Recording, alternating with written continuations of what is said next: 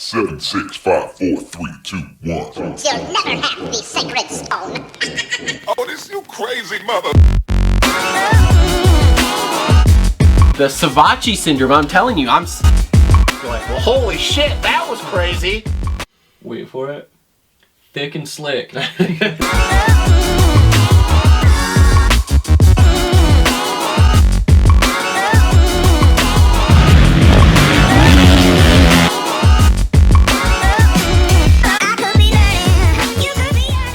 Yo, what is up, everyone? Welcome back to another episode of the Moto Aftermath Show, the most uninformed podcast on the interwebs. This is episode number 190. I am here solo in studio, as you can probably tell, because we don't have any video operation at the current time. Honestly, I just don't want to set the whole thing up for you guys to stare at my face for the whole entire show.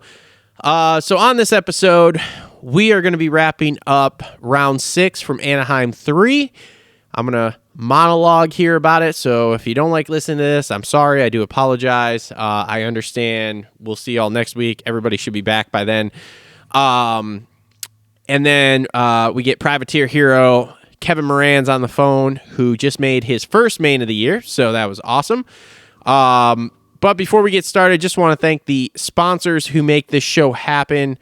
So our presenting sponsors, Energy Fuel, the best fucking drink out there. Keep yourself fueled, energized, and strong from start to finish. Pick yours up today at CoachRobStore.com. Also on board with us, helping present the show, Premier Custom Trailers. If you need a trailer, commercial or residential, Premier Custom Trailers has what you need. They work with the best manufacturers in the industry and specialize in all your trailer needs. Sales, service, parts, or rentals, they do it all. PremierCustomTrailers.com, located 5 minutes south of Kalamazoo on US 131 in Schoolcraft, Michigan.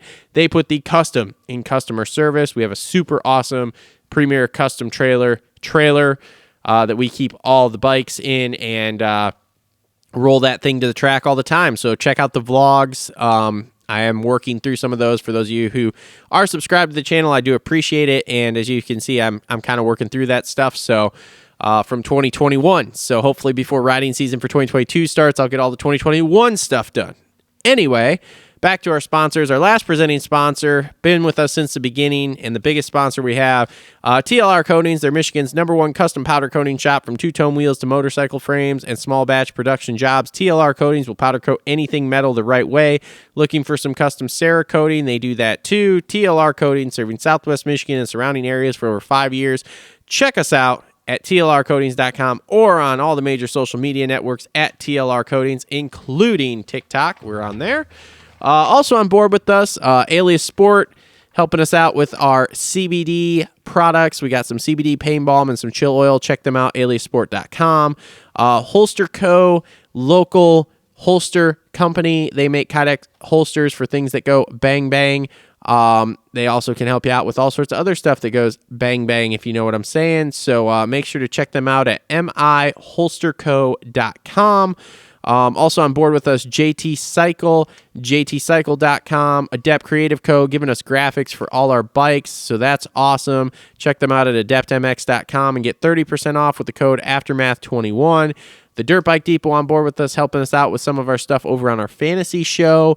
Check them out at thedirt-bikedepot.com and get 10% off with code TMAS10.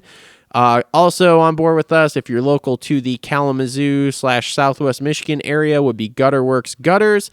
They do custom seamless gutters for your house. They look super awesome. It's a super nice job. Josh and Kayla own the place, and they are super awesome moto people and patriots, so make sure to check them out at gutterworksgutters.com. Doing most of our thumbnails for us and designing those nowadays would be Isaac over at isaacnelsondesigns.com.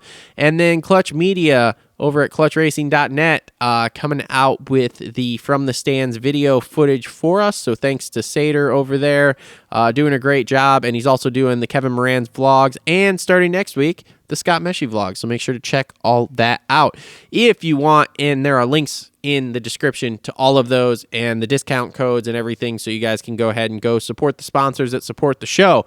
If you want any merch or want to help support the show in any other ways, there are Amazon links in the description. You can click and go into Amazon and buy something, and we will get a small slice of that. There's a Patreon page, which we don't do a good enough job keeping. I'm just spitting truths here. We don't do a good enough job keeping up with it. We do have one Patreon. Shout out to Kurtis Hodges. Thank you for continuing the Patreon support, even though I've now told you multiple times that you're still supporting us, even though you forgot that you were even spending that money every month. But he doesn't seem to care. He likes the show, and we appreciate him for being on board. Merch links in the description below. Biggest way you can help us, make sure to like, subscribe, comment, and share, whether you're listening on podcast or watching on YouTube. Those are the biggest ways to help us out and will help grow the show. If you want to listen to us in podcast form and you're not watching on or don't want to watch on YouTube, we're on all the major podcast networks, so just search us out, the Moto Aftermath Show, and you'll find us. We do play Fantasy Supercross also through PulpMX Fantasy, and we have a whole podcast dedicated to that comes out on Fridays. So, without any further ado, like I said, I am solo here. My name is Travis. I am your host. I appreciate it. Justin and Cole are my usual co-hosts, and they are just basically taking huge steaming shits on the chest of the show. The show is there for them, and they're never here for the show. So, it's Super Bowl Sunday. They have stuff they're trying to do, whatever. I don't care about football, so I am here doing the show. Even though it's not even time for the Super Bowl yet, but whatever, I'm here doing the show. So, let's get into our 450 race recap. Our 450 race recap brought to you by our sponsors, JT Cycle, serving Battle Creek, Michigan for over 30 years. Stop in to check out their full selection of Beta, Gas, Husky, and Suzuki motorcycles and power sports products. If you need something for around the house to help keep things trimmed up, they have that too, with a full line of Echo, Aaron's, Gravely, and simplicity. Visit jtcycle.com or follow them on Instagram at jtcyclebc. So thanks, JT Cycle, for coming on board here. And like I said, they are bringing us our 450 wrap up. So without any further ado, let's get started here. So winning the race on the night would be the number 21 of Jason Anderson. Now, Anderson has looked fast all year. We all have known this. We all have seen this. And to be completely honest, he probably would be a lot closer to Tomac in the points had we not had those couple issues in a couple of rounds. But man, it's very quickly becoming evident that him and Tomac are kind of the stars and the top tip of the spear for the 450 class. He's fast. He moves around on the bike. He flows, and it's been every single round. There hasn't really been a round where it's been super duper terrible. When there have been rounds where he hasn't been running right up front, San Diego would be one that comes to mind. There's issues going on. He gets taken out. He has some crashes, whatever. But outside of that, there hasn't really been a lot of issues for him. And so, like I said, he's second in points, and he's got 2 wins, so that's great. But he is, let's see here, he is 12 points back of Tomac right now, which is not. It's not terrible. We're only 6 rounds in. We've got 11 to go, so he's got time to make it up. But he seems to be, if you're talking about the 2 top guys, it's kind of like Tomac and him are like 1A and 1B. So there's not really much separation. They're the guys that can win. And it's super interesting to see somebody rejuvenate their career. As we all know, he won the championship in 2018. And ever since then, he really hasn't done a whole lot. So to see him come out, battle back, and kind of get where he is pretty awesome to see. Now, the man who's the thorn in his side and who I have picked right now to be your 2022 Supercross champion is the big number 3 of Eli Tomac. Man, what do you say? He is just, talk about another, I guess, somewhat reinvigorated career. You look at last year, he didn't look happy. He was taking wins when they were there, but they weren't there very often. There were a lot of head-scratching moments over the last couple of years.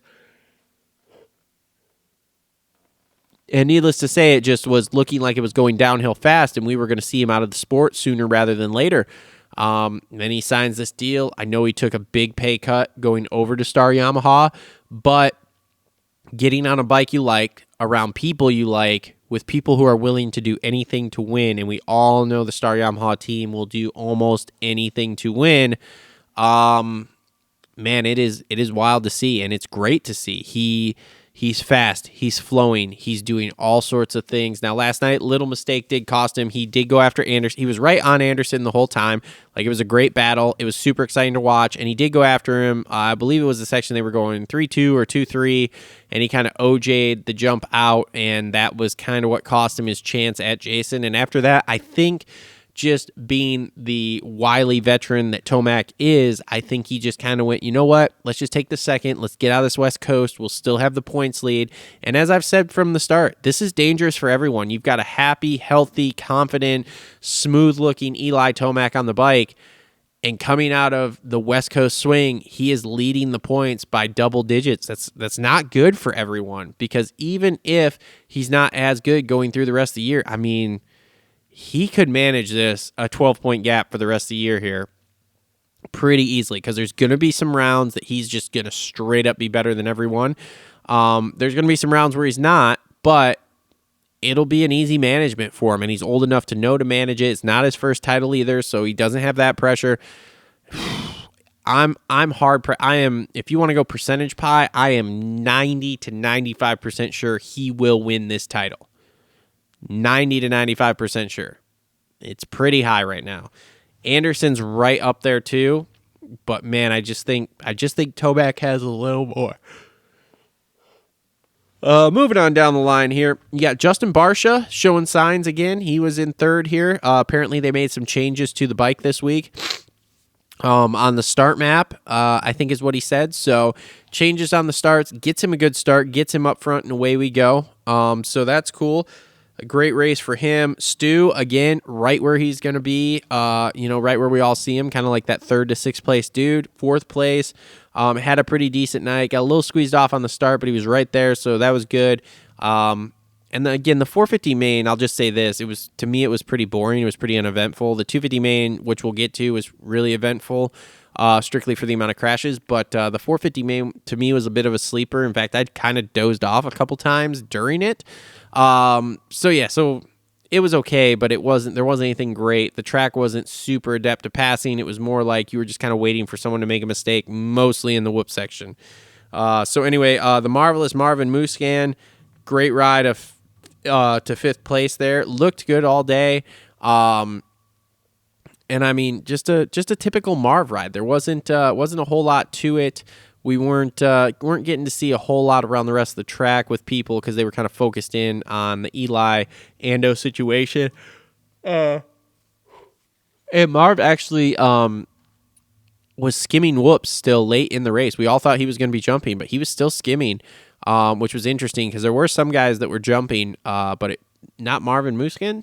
That's a weird thing to say. So, great ride for Marv there. Dylan Ferrandis, can we talk about this guy? I mean, what a rough night. Goes down in the heat, bends the bike completely up, has to go through the LCQ. But again, here we are. It's all about starts, and his starts just suck. And because it's not outdoors, he can't come through. So he comes back to 6th. Probably had one of the fastest lap times. I haven't looked at lap times yet either. It's 5 o'clock in the afternoon here, the day after. And I've had some things to do. So I'm just kind of like going over what I saw last night, essentially, and I've listened to a few different things. But needless to say, it's just not a... Supercross is just not his forte because of the starts he gets. So he's still fast as hell, like super fast. He was on top one of the qualifying sessions yesterday, I think. So I think it was the first one. He was on top the first one, and then Ando was on top the second one. So he's super fast. Man, if he gets off the gate, he is going to win a race by 45 seconds. But until he figures out how to get off the gate, whatever. Sexton, 7th place. Now, these Honda guys, so these are a mystery wrapped in a riddle, wrapped in a what the fuck is going on. So I listened to a post-race interview with Sexton.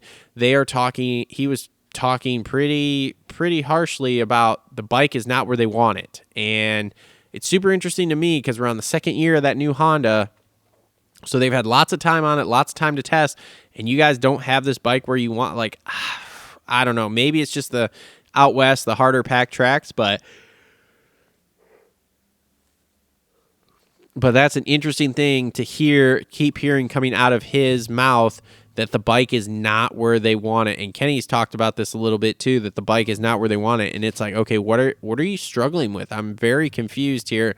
Like, we need more information, because for you just to tell me, oh, the bike's not it, the bike's not it, the bike's not it. Well, at some point here, if you keep telling me this when you're on the second year or third year of a bike, I know this is second, but I'm just giving an example. I mean, dude, we're going to start to think it's you, and you're just making an excuse. So y'all better either figure it out, or like start telling us some real stuff of like, man, the bike is doing this and we don't like it, but we can't figure out why it's doing it or how to fix it type deal. So it could be an interesting situation. It's definitely something to watch. Like, he hasn't looked bad, but just not, I mean, obviously he won third race last week in the Triple Crown. But to come back with a seventh here, it kind of, and I believe he is, let's see here. Third, he is third in points, and he's not quite 20 back. He's 18 back, I want to say. So not a terrible realm to have to, or not a terribly high bar to have to jump over, but it's still not, he's not 20, or he's not 2 points down going into the East Coast. Cooper Webb in 8th place. I'm going to tell you right now, these are my exact thoughts on Cooper Webb and the Red Bull KTM team.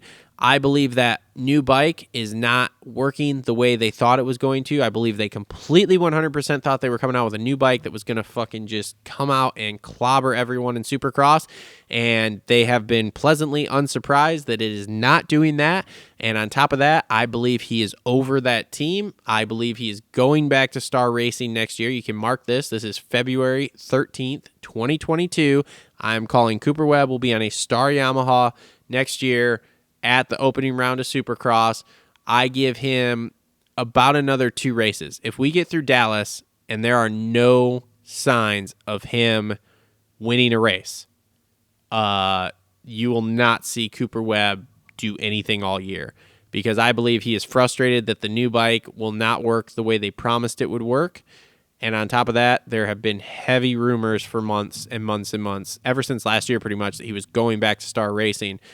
We all know Red Bull KTM was super unhappy that he moved away from the Baker's factory, and now that he's moved away from the Baker's factory and it's going like this, it's not a good look for him at all. It's not a good look at all.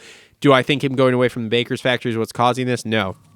I think the new bike is major issues. I've heard it on the Husky side. I've heard it on the KTM side that they just cannot get it figured out, at least out west.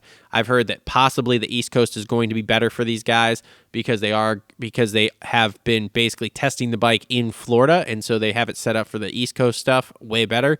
So like I said, if we go through the next couple rounds and he does not rattle off a win, then I don't think he wins this year. To be honest, I don't think he wins races this year at that point. I think he just throws the year away. I think he's already got a contract inked for next year for 450s in Yamaha, and I think that's where we see him go.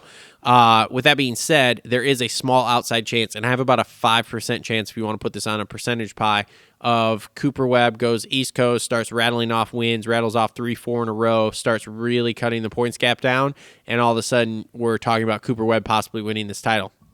But that's like a 5% chance. And I only give it 2 rounds, and if we don't see any sparks in 2 rounds, then I'm out completely. So, moving on here to 9th place, Aaron Plessinger, another KTM, and the bike just doesn't seem to be working well for him. I don't see Plessinger being a guy that's up front all the time. He's a guy that could get on the box here and there, which we've seen, but for the most part, I see him pretty much as like a 4th to 9th place guy anyway. So, right in the realm of where I think he would be at. But again, I don't think the bike's working great for him, and I think if the bike was working better, we could see him a little farther up. 10th place, Justin Brayton. He had a great ride last night, up front leading some laps in the heat races, so that was cool. Just a normal Brayton ride, last year here, so he's not pushing it. He's just out there having a good time, putting in the laps, riding, enjoying, going to the races. Which is cool to see, and it's cool to see him lead a couple laps there in the heat race and stuff. Like, that's got to be great for him. So, good ride for him as far as I'm concerned, and can't wait to watch him in person here a few times as we go on. And I'm super interested to see as we move forward and see what this World Supercross thing is going to happen. I know he's been talking to those guys a little bit that he wants in on that. So I'll be interested to see how far that can kind of carry his career beyond racing the AMA Supercross. Next up in 11th here, we got Ken Roczen, and oh boy, here's another riddle wrapped in a mystery, wrapped in a conundrum, dude. Ken Roczen, first off, he got pushed off down that little short chute off the first corner, got caught up on a tough block, so he was last after that. So I understand that. Came through to 11th, but Kenny has not looked good, man. Kenny has not looked good at all. He spent a couple laps behind Kev last night. Nothing wrong with Kev. I'm just saying, you want to compare Kev to Kenny's Supercross skills? I love you, Kev, but there's a big difference, and Kev would be the first one to admit that. Anyway, man, there is... Whew, I honestly think he's out after Supercross. I think the last round in Salt Lake City, I think he walks on that track. He says, hey, I'm done. I'm retiring, and he's out. I have heard there's some behind-the-scenes kind of personal stuff going on with him.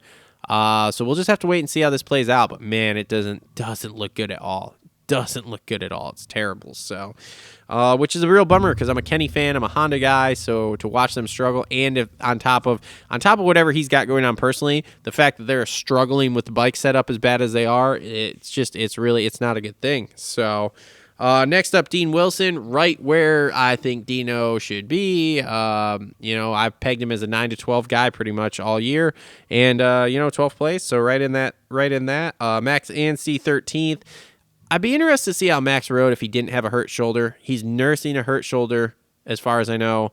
And so it's not terrible, but I would love to see him with not a hurt shoulder, healthy, see what happens. So next up is teammate Shane McElrath, 14th. This is getting a little better. He's not fading back quite as far. I mean, Shane's just getting back into it. This is what happens when you take a year off and then come back. Like, you're just not the same pace as these guys that have just been going and going and going and going. So... good ride for Shane. Hartraff 15th. Chiz is going to chiz with the 16th. Good job, Chiz. Justin Starling made the main. He got 18th, so that's kind of cool. Mitchell Oldenburg, last 450 race for a while. He's going 250s starting next week, so he was kind of just backing it off is what he said in his post-race interview. So we'll see how he does on 250s. My prediction, he starts hitting the ground a lot more.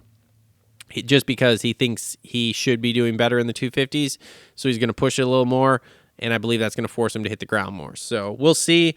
Then our boy Kevin Moranz there, nailing down a solid 20th on his first main event of the year, so that's cool. Had a good race as far as I was concerned. I was kind of keeping track on timing and scoring, and he was, he was right in that range, and he was up, I think, to like 18th at one point, but not really a surprise, And then Cade Clayson 21st, and the 7 Deuce Deuce in 22nd.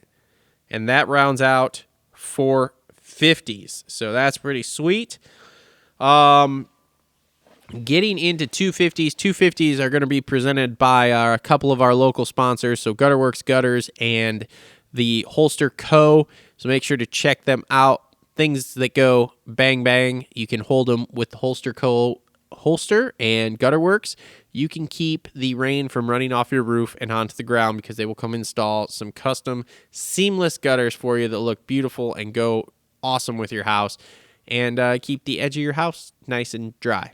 So thanks to those guys for coming on board. They are presenting our 250 wrap up this week.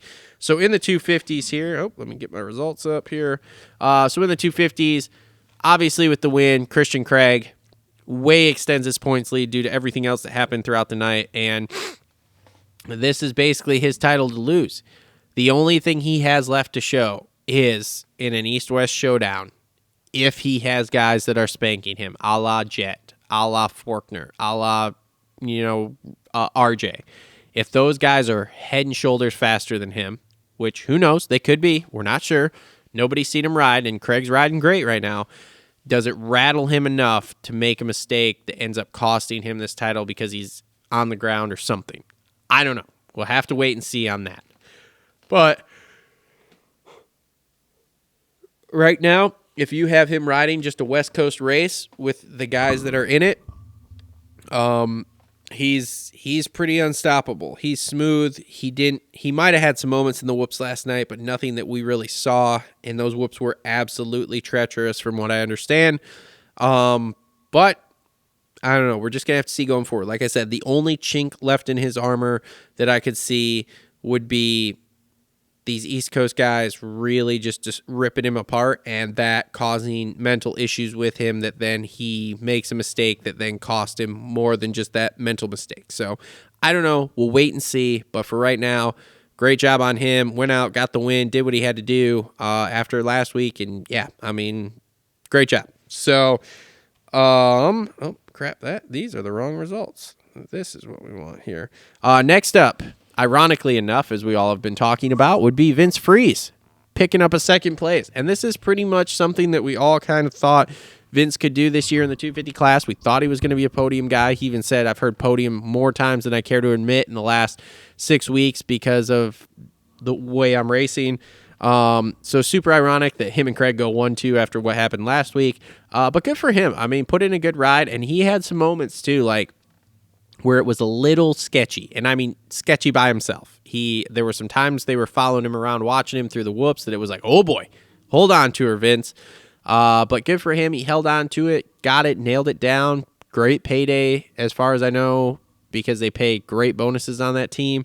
So good for him to nail down that second place. Third place, Michael Mosman. What a hell of a ride. I mean, he was down. He was dead last off the start and actually crashed twice.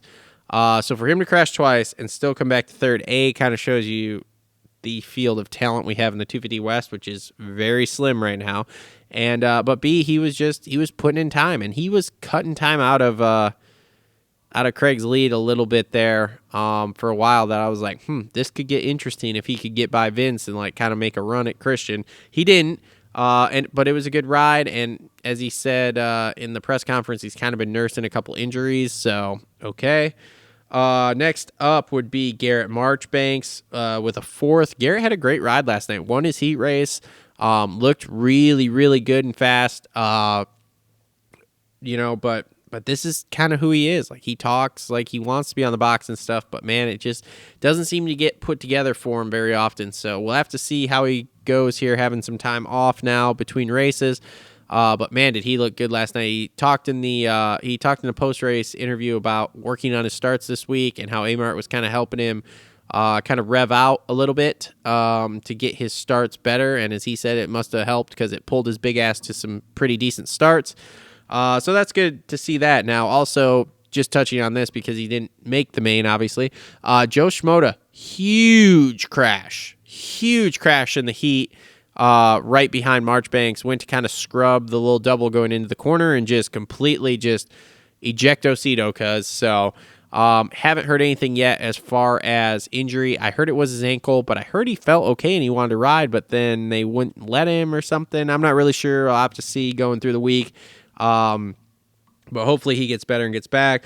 Carson Brown, career best at 5th. Okay. Chris Blows, 6th place. Wageman, 7th. Derek Kelly, 8th. Derek Kelly is becoming a main event guy, which is wild as far as the fantasy stuff goes. Logan Carnow, heard in a post race that he was talking about how he just kind of rode his own race, and like there were dudes behind him that were faster, but he just went out there, put in his 103 to 105 lap times every single lap, and boom, nails down a 9th place. So that's awesome. Ryan Surratt with a 10th. That's a good ride for Surratt.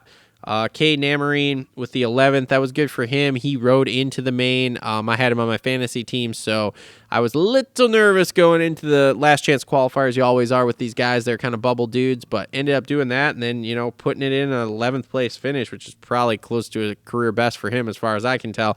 That's great, man. Like, good job on him. And, yeah, we'll see. Jaron Stapleton made the main, so good job for him. Harriman made the main. Trey Fierro made the main. I don't know anything about these guys, by the way, so it's great on them that they made the main, and I'm sorry I don't know anything about you guys. If you want to hit me up, I'll be more than happy to talk to you and learn all about you so I can say more.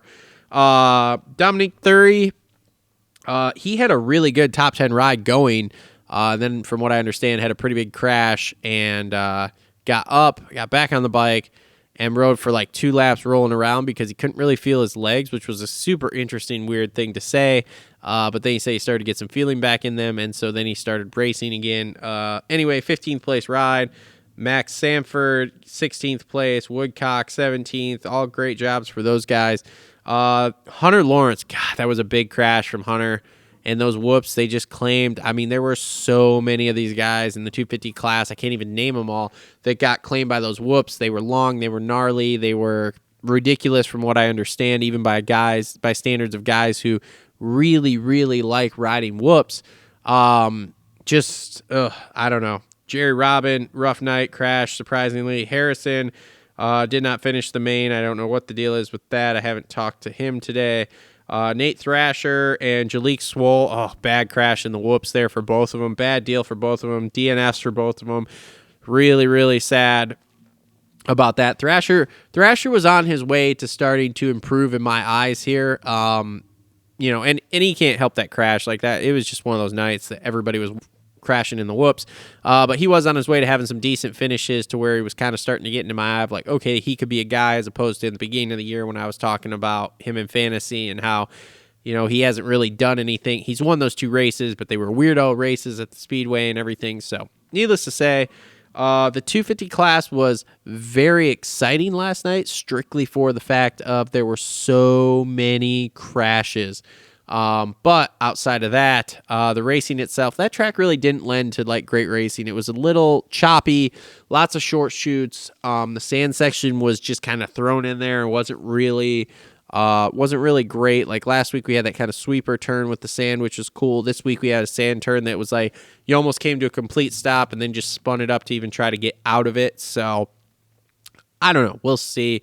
But that's the last time we're going to see the 250 West guys for 5 weeks, I believe it is. But we are going to see the East Coast guys. So I'll touch on some of the East Coast stuff here. Number one, East Coast is stacked. From what I understand, there are 30 to 35 dudes all pitting out of semis that are coming to ride East Coast. So that's insane. I think the top of the spear that you're going to see as far as the 250 East Coast goes, obviously Jet Lawrence. We've all been waiting to see Jet Lawrence.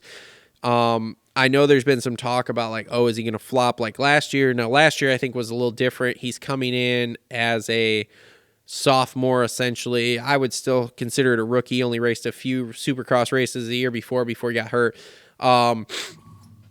But he's coming in as a he's coming into a new season. He has now won races. That was a big thing last year, is he hadn't won a Supercross race. Now he's won a couple. I think you're going to see a cool, calm, confident Jet Lawrence that is going to be a force to be reckoned with. God, he's so good. And I know we all talked about this and everybody's sick of talking about it, but man, is he good. And I realistically think this East Coast title is his to lose. I know Justin and them would probably be like, oh, you're such a homer, but you look at who he's racing, okay? So we have, next up, we'll go to Pro Circuit, which is you have the Crash Brothers, okay?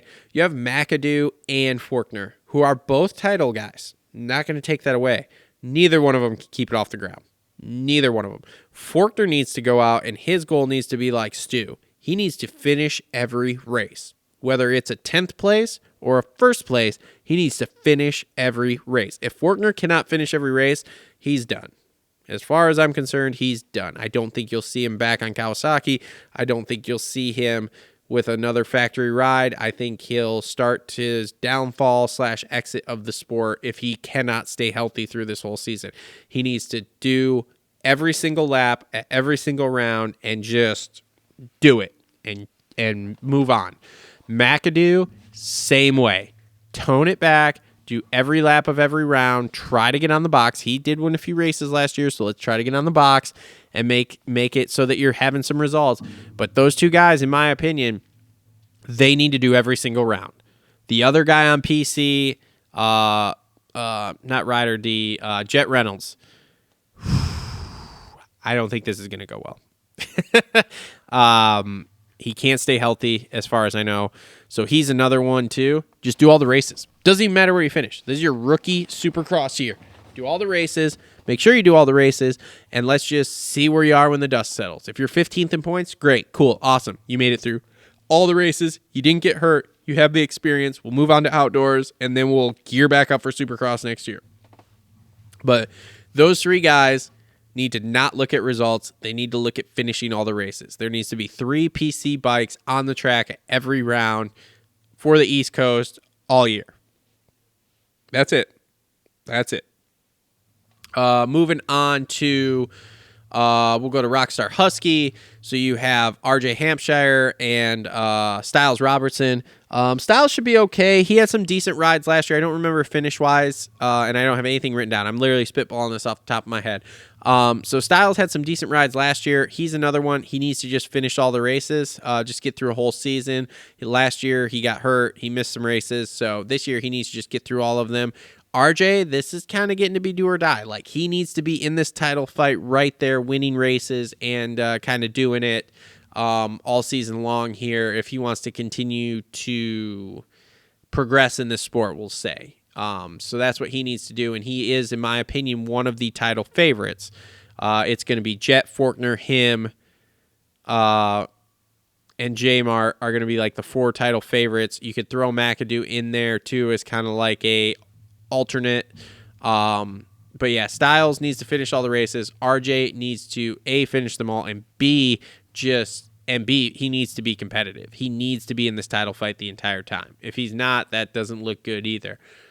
Moving on to Star Yamaha, you have J-Mart, who again is another title contender, and in my opinion, J-Mart again is another guy, and I'm just going to sound redundant here. He needs to do all the races. Like, he has to be there fighting for the title, but he has to do all the races. Last year, he comes out first round at Orlando for, I think it was West Coast last year, whatever. Anyway, and gets landed on, and boom, he's done. Like, dude, you got to get out there, put yourself in a decent position to just do all the races. For those of you who haven't watched, J-Mart has a vlog now, and he looks really good on the bike. Like, he looks really, really good. He looks like he's going pretty fast, but he's got to do the races, especially if he wants to go 450. He needs to finish and do decent in points in Supercross, but big point finish, and then go to outdoors and just dominate.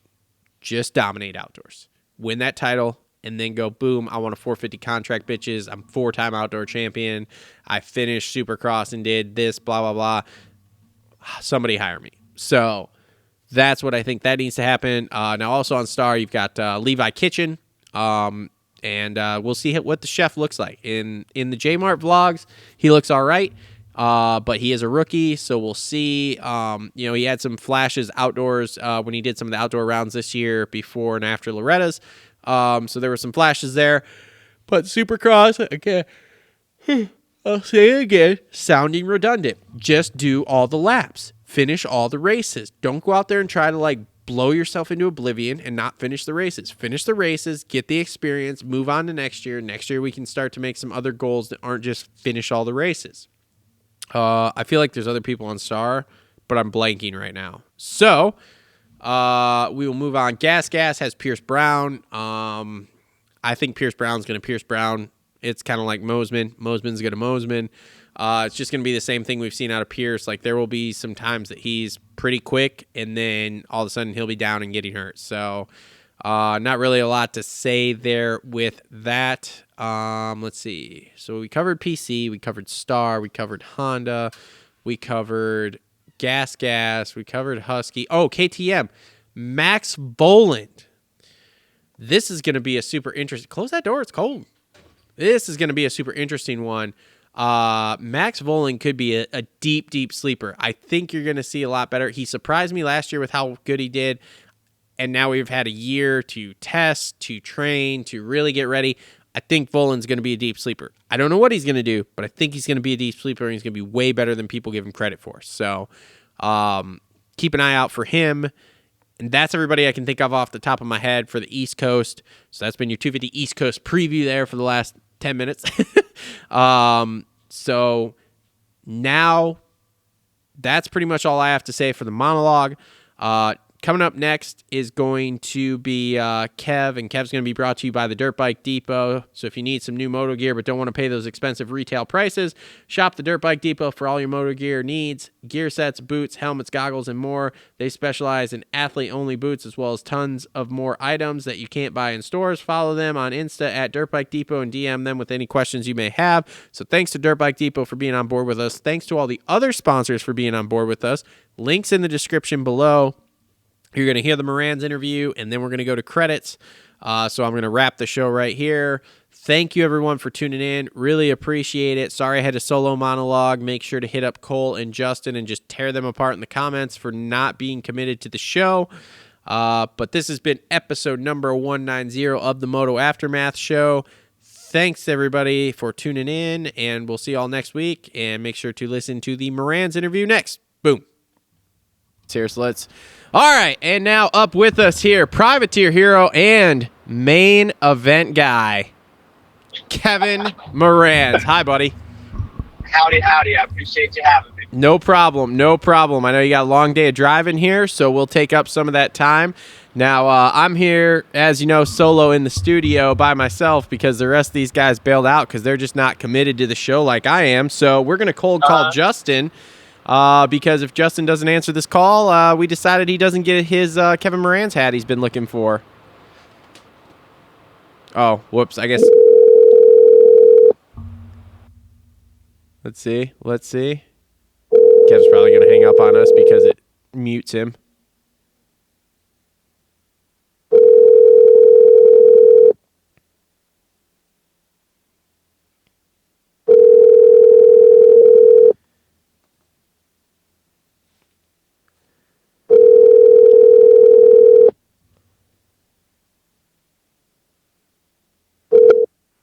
Hey, this is Justin. A message and I'll get back to you. Hold on, Kev. We're leaving a message here. At the tone, please record your message. Sorry. When you finish recording, you may hang up or press 1 for more options. You can leave it. Go To for leave it. a callback number, press 5. Hey, this is Kevin Moranz here. Just want to let you know, since you're not going to answer our call on the best podcast around, I don't know if we're going to be able to send you that KM hat, bud. So just hopefully you call back in the next 5 minutes and we'll make it happen. Oh, that is awesome. Oh, man. Okay, now let me see. How the hell do I hang up on just him? Oh, there we go. Let's end that. Boom. Stupid multi-calls. All right. Anyway, buddy. So, last night, we fucking did it. We were in the main, baby. Oh, my God. It was epic. Run us through, and then I will run you through the emotions I had all day watching you, okay? Because it was going both ways here. Yeah, no, let you start, and then I'll tack on top of it from what you were seeing, even through qualifying, and then the LCQ, and I'll touch base with it too. So what were your emotions? Okay, so let's start with qualifying because you had that that fucking wild get off in qualifying, and I'm watching, and so mind you, okay, I will tell you, I had a very interesting business meeting yesterday morning. About some contract work for the powder coating side of things, and basically it's a decent sized contract, and my mind was very askew into that, but then trying to focus on the race also. So I'm doing paperwork, trying to figure out numbers for this to bid this stuff out, and then I'm half watching, and all of a sudden I look down, I see you, and I just see you fucking nose pick and just wha-bam everywhere like a fucking explosion in qualifying. So you saw it live. Oh, yeah. And then you just stand up and be like, yeah, we're good. Everything's fine. Nothing to see here. And I just started dying laughing out loud, man. It was epic. Well, dude, so I was going to try for another fast lap. And then when I went through the loops, kind of messed up in the loops. And then I turned the corner, I was going to get that 3 in. As soon as I didn't get the 3 in, I was like, okay, we got to do a chill lap because this ain't it. So I just double, and I was getting ready to go table over single. And I got cross-threaded. My front end did something weird, or I don't know if my feet caught on something. But long story short, cross-threaded and just nose picked down, and I was not even close to getting all the way over the table over single. And yeah, dude, it pogoed me, threw me under the bars somehow, and I landed right on my back. But literally, dude, God was looking out for me or something, because it threw me on my back, and my bike nose picked, flipped up and was coming right for me, and somehow I honestly it happened so fast, but I leg pressed it off of me so it didn't smash me.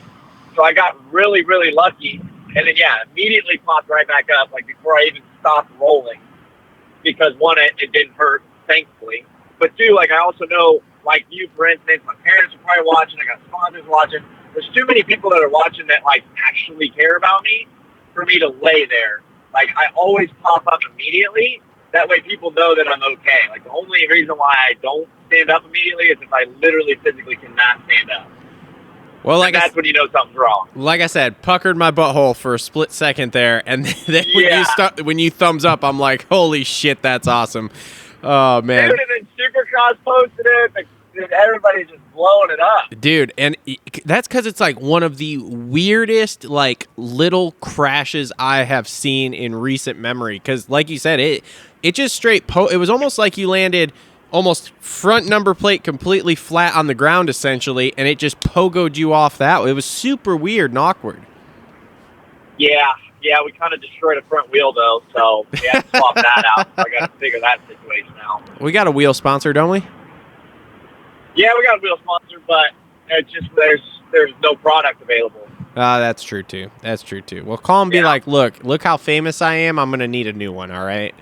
Supercross posted this. I'm going to need a new wheel. I'm not going to lie, though. Like, it's been pretty sick, like, how much TV time and coverage, like, we're still getting and we keep getting. It's pretty cool. It is. It's awesome. For not to put this in a downer situation, but for a guy who has not been making mains, like, they fucking love you on the TV and on the fucking race day live coverage, and it's awesome. Yeah.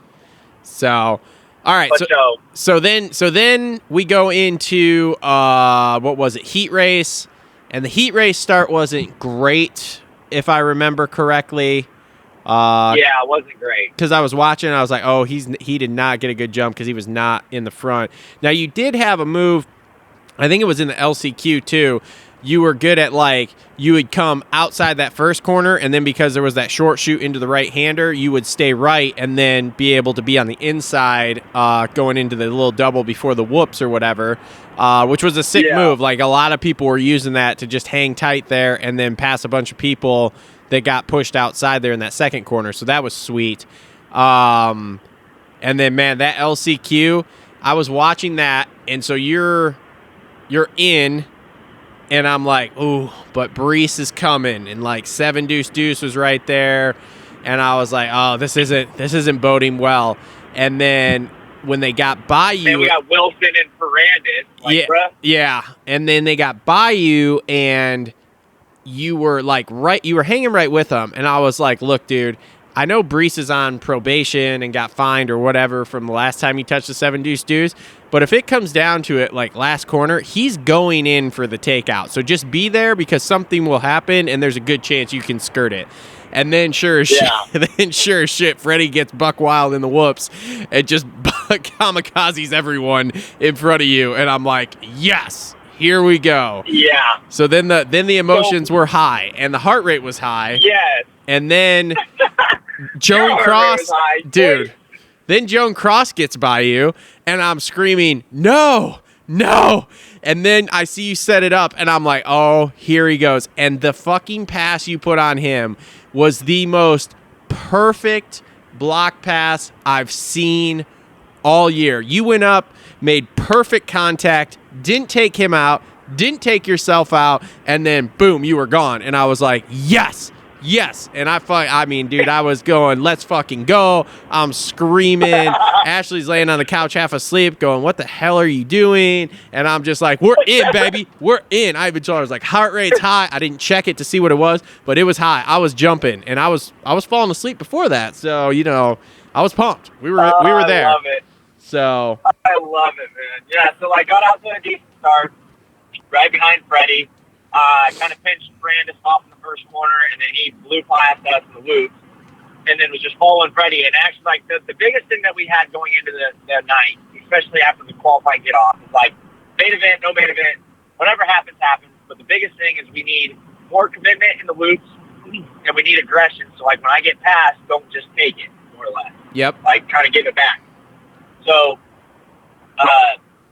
absolutely stellar couple runs to the whoops. Like, I passed Freddie straight up in the whoops, and I was like, yo, like, I was proud of it. You know what I mean? Because, like, I've been struggling in the whoops. Let's just be real. Yep. So, when I did that, really happy with that. And then the next lap was going to do the exact same thing and caught an edge real bad and almost died.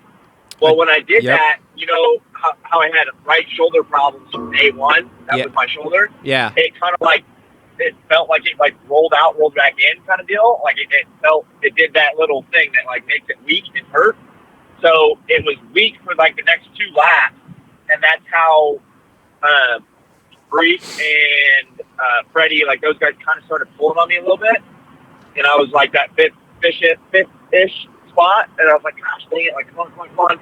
And I knew that I was like, if something happened, I even had the exact same thing in my mind too. It's like, dude, like these guys are about to start duking it out. Like anything that happens. Yep. And I'm coming through the whoops on the last lap and I see a yellow flag go up. And I'm just like, please be 2 of them. Please be 2 of them. And then I get onto the corner and I see 2 of them. I'm like, let's go! And then I come around, bro. I stalled it on the last lap. That's how Cross got around me. So I go past the mechanics area. You double into the little corner. You go right. It's a little straightaway. Go left, and it's 5 like jumps. So we were going 3-2 into the corner before the little double and then the Supercross triple. I go 3-2 into the corner and stall it when I land the 2. And I'm like creeping with momentum while I'm trying to start it. I hear Cross like he was going to come around the outside of me. So I had a little bit of momentum while I was trying to start the bike. I yank it right and stick my foot out as far as I can. So he has to check up and roll the double. I get my bike started, roll the double right behind him, triple it, turn right, go 2, 3, 2, setting it up in the corner. I'm like, Kevin, you are taking both of you guys out of this race before you just let it slip from you like that. Yeah. Like I was fully committed.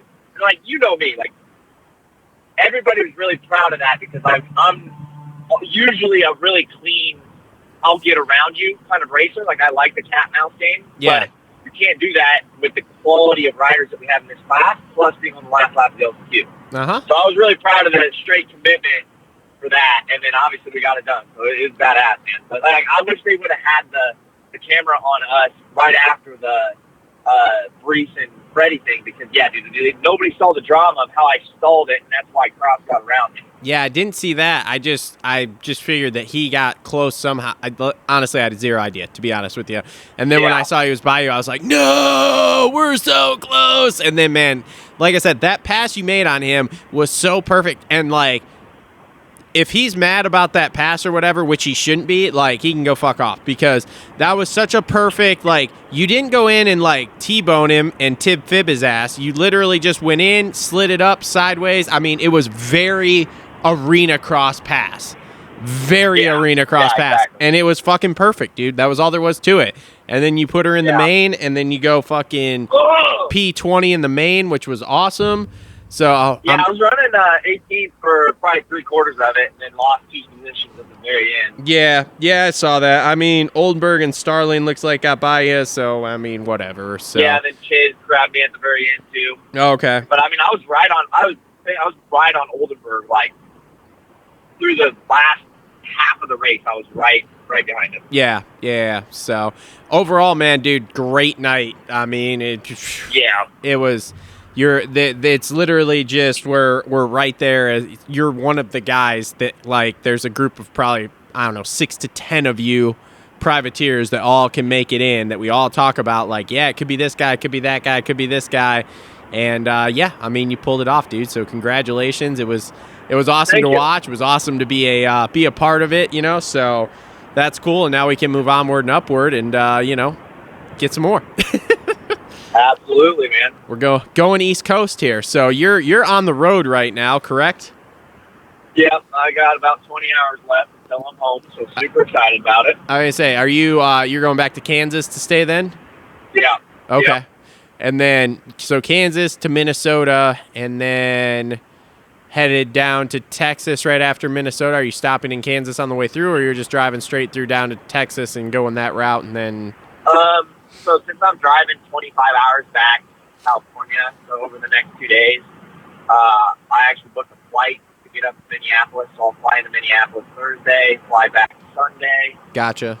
And then I haven't 100% decided what I'm going to do, whether I'm going to try to base myself out of my house, just get a couple, ride a day or two in between each of the rounds moving forward at my house, or there could be a possibility that I try to set myself up in Florida somewhere. I just go through Minneapolis, maybe drive down to Texas, so I have my van there, and then drive straight over to Florida, and then base myself out of Florida for the remainder of the year. But I don't 100% know right now. Like, I really don't know what my plan is. Got it. Well, at least we're back. At least we're back East Coast, man. At least we're back East Coast. Yeah, that's no joke. I don't envy you doing this drive either. You know what I find funny is, like, Craig is driving back to Florida right now. Like, legitimately. Why? I don't know. They kept talking about it last night, about him, you know, being able to think about this race, driving all the way back to Florida. And I thought they were joking. I was like, dude, these guys don't drive. They fly. Like, why do you keep saying this? And then come to find out, like, yeah, he wants to take his truck back to Florida because they're going to be in Florida for the rest of the season or whatever. So, yeah, so him and the family are driving. Dude, if I've got his support and his funding, bro, I'm paying somebody to drive that, and I'm flying back. I say you can ship a truck for like a couple $1,000 or less. Like, I would have just shipped the truck and flown back. I mean, not even that. You could probably give a buddy, somebody that he made trust, $500-600 to just pay for all his fuel and food, and you'd be set. Yeah. You're saving yourself a day and a half of driving. Yeah, that was an interesting thing to think about, them in the car with 3 kids driving literally across country from West Coast to East Coast. Like, I'm like, man, that's rough. That's an interesting thing, but all right. Oh, but he doesn't have to race this coming weekend. Never mind. I didn't even think yeah, that's a thing too. So, yeah, I don't know, but so we're pumped about getting some East Coast dirt going though, huh? Yeah, absolutely, man. I'm super happy to be out of the baseball stadium vibe, concrete tracks, goofy tracks, whatnot. It was pretty cool. Like, I mean, even just to say I've been in a 450 main event at Anaheim, it's kind of dope. So, yeah. You know, I remember going there when I was 5 years old to watch, literally, Eli Tomac and all these guys race, and now I'm racing them. Yeah. Now you're part of those guys. You're one of them. Yeah. It's awesome, man. It's awesome. How was what did you think of the track last night, other than the fact there was about 10 too many whoops? Yeah. Honestly, man, I kind of liked it. I mean, the speeds are challenging. That obviously sucked. It worked to my advantage a little bit until I got squirrely in them. Yeah. But yeah, man, they're just making them really tough. Really, it's the consensus through the whole pit, everybody, that the whoops are just way challenging this year. Pretty dangerous, more or less.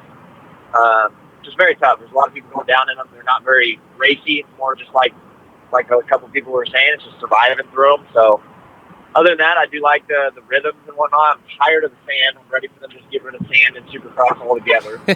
But yeah, I don't know, man. I'm just excited to get back into actual stadiums that are more, I guess, real Supercrossy, arena crossy vibe.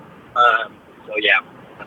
Yeah, the sand last night was very interesting because it didn't seem to like the weekend before in Glendale, you had that big sweeper turn, so it kind of flowed. It was nice. It worked.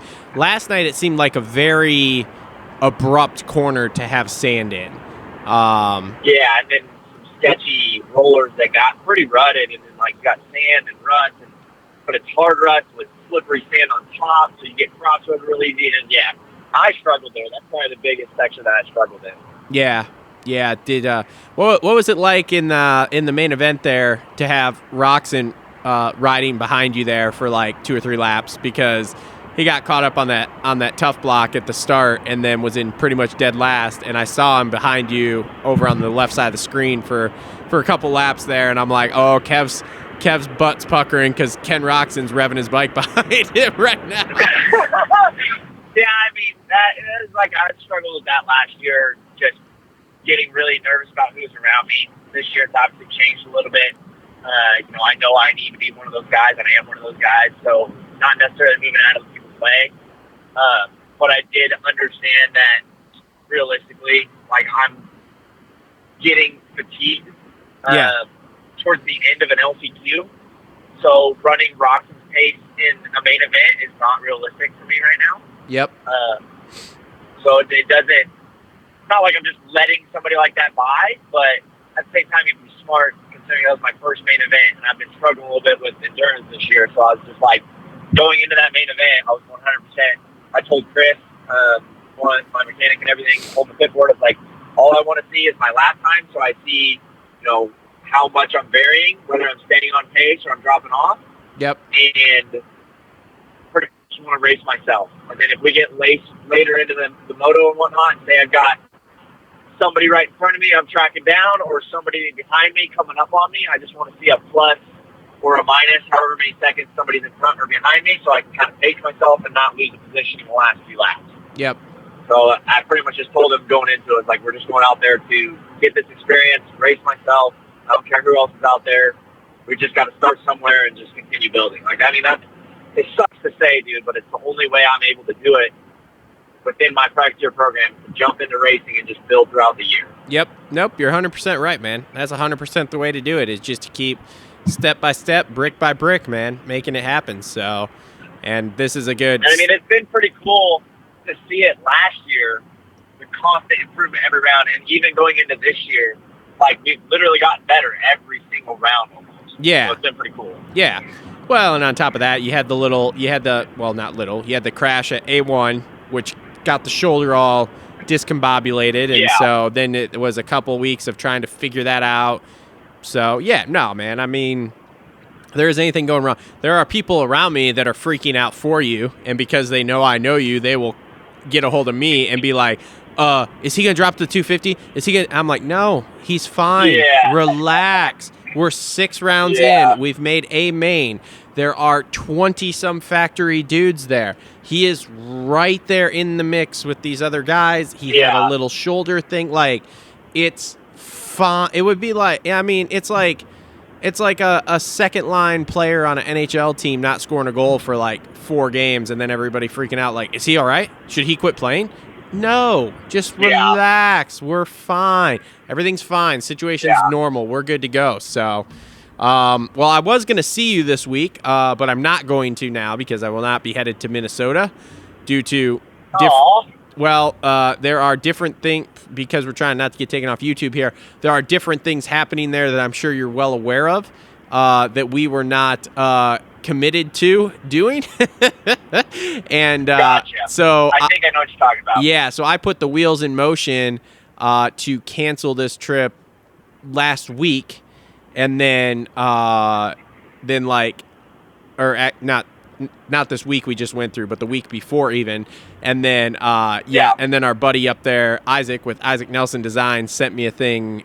I want to say like Wednesday or Thursday. No, I think it was Thursday, like midday, that says all of the things we were worried about are now being dropped.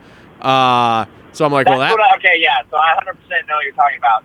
Somebody has just texted me that too as well. So I know what you mean. Yeah. So needless to say, at the end of the day, it's fine because I have a ton of stuff I need to do here. Anyway, I'm not prepared to leave because we were going to leave and go Wednesday and go to like Mall of America for a couple of days before. But needless to say, I'm not set up to leave at this time and go do that. So I'm just I'm like, all right, fine, whatever. So we'll still be at Indy, Detroit, and St. Louis.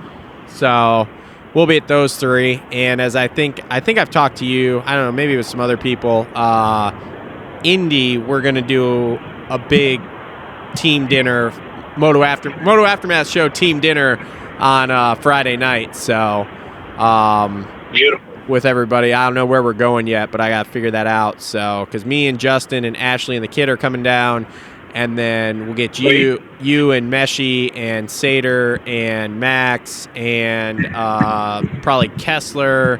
And I don't remember who the fuck else I've been talking to, but so gonna try to do big team dinner down there, man. Courtesy of the Moto Aftermath Show, you know what I'm saying?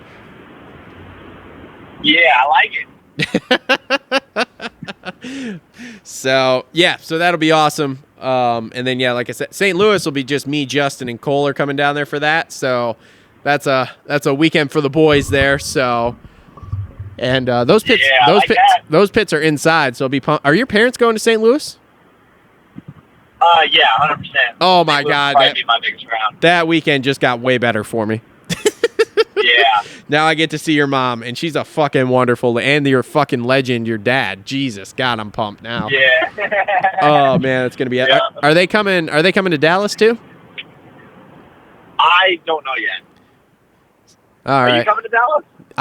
So honestly, I looked at it because in canceling our Minnesota trip, I got about $750 worth of credits to the airlines to use because obviously they're not going to give you your money back, but you can book another flight. And I looked at flights the other day, and unless I wanted to fly in the back of the plane and get there about midnight, it was like $1,200 to $1,700 for me to get there. And I was like, nope, I'm out. Now I'm gonna sit on my couch for my $5 Peacock Premium and watch it at home. So the thought has been rolling around for a long time, but the flights were they were like $700-800 for a long time, and I was like, no, I'm not gonna do that. And then they got cheap for a little while, and I was like, okay, maybe I'll go, especially when the Minnesota thing was starting to fall apart. And then, like I said, they're just so fucking ridiculous now that I'm like, nope, I'm out. So I did think about it. It was rolling pretty hard towards it, but yeah, that put the brakes on it. So nope. That makes sense. So I'm just out. How's the Patreon thing going? We getting some new people signed up for Patreon here, or what's their deal with it? It's moving. Again, man, it's kind of a slow process. I would love to see it blow up and take off, but I just got to continue beating it into the I guess, marketing way of showing that it's a creative way for people to support the program, and they get awesome benefits in return instead of vice versa. They get awesome benefits that, they got to support the program to get it kind of deal. So, yep. It's a really cool program. We're getting the front fenders getting filled up. We got to fill the fork tube, so we just need a couple more people that $65 a month deal to get the name on the bike, and it all goes back into entry fees, hotels, flights, all the parts, helping Sater out, making the vlogs happen. So the vlogs are looking good. It's a work in progress. I know, dude. He's doing such a good job. Insane. He is. I text him when he does. When he does something a little different and it works, and I'm like, dude, great job. Like, keep going. And it's fun because I've seen like even the progression through his filmmaking here over the last 6 weeks has been phenomenal to see. So yeah, it's doing well. It's doing well. I really like it. So dude, I'm so bummed that we lost the GoPro that has all the LCQ footage and the main event footage. Was that how did you lose that one? It's on a metal plate, and the metal plate sheared off in the main event, and nobody found the GoPro. Lame. Yeah, dude. So lame. Pretty bummed about it. Wait, it has that pass and everything on it. Oh, LCQ. You lost the one last night. Holy shit. Okay, sorry. Yeah. I was back 2 weeks when you lost one. I was like, I thought you got that back, but you lost the one last night. What the fuck? What metal plate? What metal plate did you have it on? So we have it. We got a metal plate that screws into. It goes into the triple clamp. Okay. So you put the fork bolt in, and it's just a little metal plate that goes over around the triple clamp, and it just has the metal plate that's bent, and then it has a little GoPro mount. So it sits kind of in front of my bars, next to my front number plate, kind of. Okay. And yeah, when I took my digger in qualifying, it kind of bent it, so we bent it back, which must have just weakened it, and then it just sheared off during the main event. At some point, I don't know, because I never hit the ground, but I finished the race, looked down, and it was off, and I was like, oh, geez.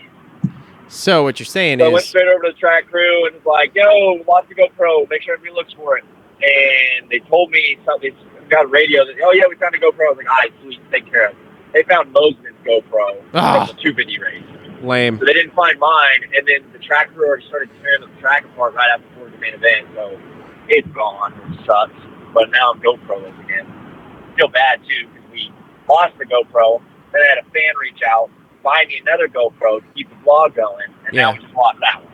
Jesus Christ.